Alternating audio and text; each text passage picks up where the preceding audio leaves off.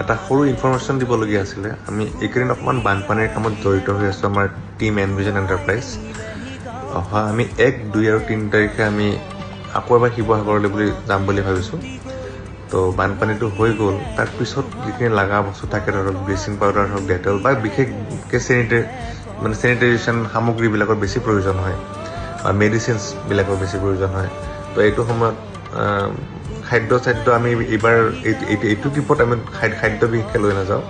তো এইখিনি বস্তু লৈ পেলাই আমি যাম। তো বহুত মানুহে দিম বুলি ভাবি থাকে। তো যদি কোনোবাই কিবা ডনেট কৰিম বুলি ভাবিছে কৰিব পাৰে।